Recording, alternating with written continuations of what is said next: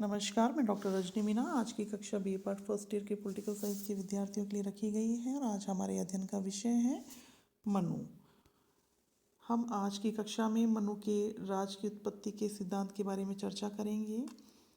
राज की उत्पत्ति के सिद्धांत की चर्चा से पूर्व हम संक्षेप में मनुस्मृति की विषय वस्तु के बारे में जानने का प्रयास करेंगे। वैदिक साहित्य, स्मृतियाँ, महाकाव्य एवं नीतिशास्त्र प्राचीन भारतीय राजनीतिक चिंतन के प्रमुख स्रोत रहे हैं।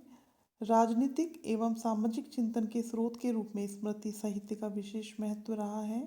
स्मृतियों में सर्वाधिक महत्वपूर्ण मनुस्मृति को माना जाता है। मनुस्मृति मूल रूप से तो राजनीतिक प्रकृति का ग्रंथ नहीं है। उसके अंतर्गत सामाजिक व्यवस्था के सभी पक्षों से संबंधित आचार संहिता प्रस्तुत की गई है और राज्य को भी मनुस्मृति सामाजिक व्यवस्था की एक अनिवार्य एवं महत्वपूर्ण उपव्यवस्था के रूप में मान्यता देती है। मनुस्मृति 12 अध्यायों में विभाजित है। मनुस्मृति एक श्रेष्ठ विधि ग्रंथ है जो मुख्य रूप से सामाजिक व्यवस्था के सभी पक्षों से संबंधित है और इसकी एक उपव्यवस्था के रूप में राज्य को मान्यता प्रदान करती है। अब हम राज की उत्पत्ति के सिद्धांत के बारे में यहाँ पर चर्चा करेंगे। शासक की दैवीय उत्पत्ति का संकेत देते हुए मनु ने कहा है कि ईश्वर ने इंद्र, वायु, यम, सूर्य, अग्नि, वरुण, चंद्रमा और कुबेर का सारभूत नित्य अंश लेकर राजा की सृष्टि की है। राजा के साथ दिव्य शक्ति के संयोग द्वारा मनु यह स्पष्ट करना चाहते हैं कि राज की शक्ति का अतिक्रमण किसी भी व्यक्ति के लिए संभव नहीं है क्योंकि इसके गंभीर दुष्परिणाम हो सकते हैं। मनु ने चेतावनी दी है, अग्नि असावधानी से उसे स्पर्श करने वाले व्यक्ति को जलाती है किंतु राज अग्नि चिर संचित धन संपदा सहित समस्त कुल को ही जला देती है। मनु ने राजा शब्द को राज के संस्थागत अर्थ में प्रयोग करते हुए स्पष्ट कर दिया है कि शक्ति व प्रभाव वस्तुतः शासन के पद पर बैठे हुए व्यक्ति का नहीं अपितु राज्य सत्ता का है। मनु का कथन है कि साधारण मनुष्य मानकर राजा के पद पर बैठे हुए बालक का भी कोई व्यक्ति अपमान ना करे क्योंकि यह वस्तुतः मनुष्य के रूप में स्थित दैवीय शक्ति का ही प्रतिनिधि है। मनु के द्वारा राज्य संस्था के साथ जो दिव्यता संयुक्त की गई है वह राज्य सत्ता की दिव्यता है, राजा की नहीं। मनु ने राजा को केवल ऐसे अभिकर्ता के रूप में चित्रित किया है जो निर्धारित उद्देश्यों के लिए दिव्य सत्ता का समय विशेष पर उपयोग करता है।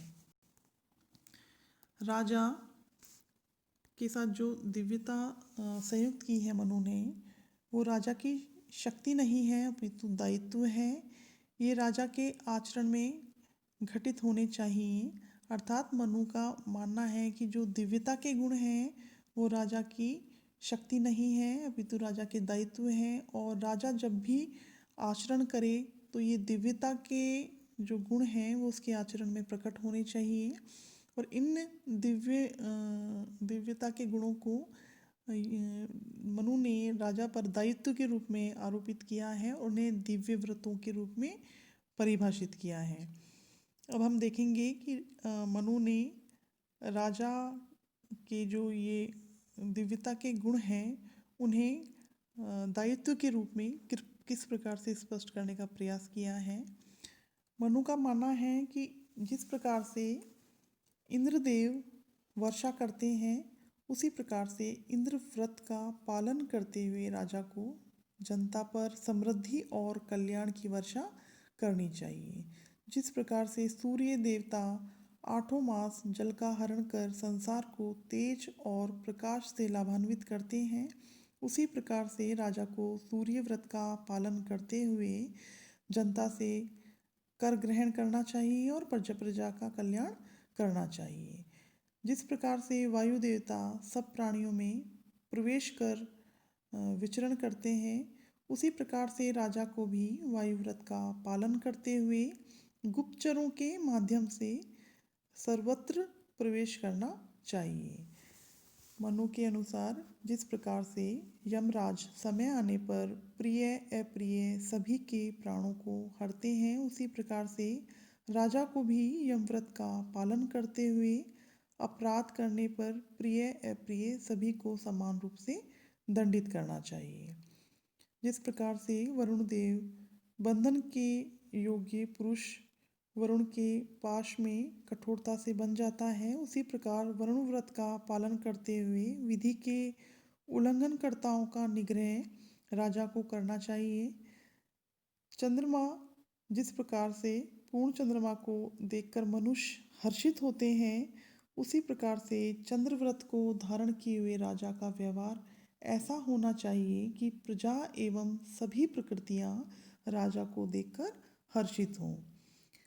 अग्नि व्रत को धारण करते हुए राजा को अग्नि की भांति प्रचंड तथा असह्य तेज को धारण किए हुए अपराधियों को एवं दुष्ट मंत्रियों आदि का वध करना चाहिए।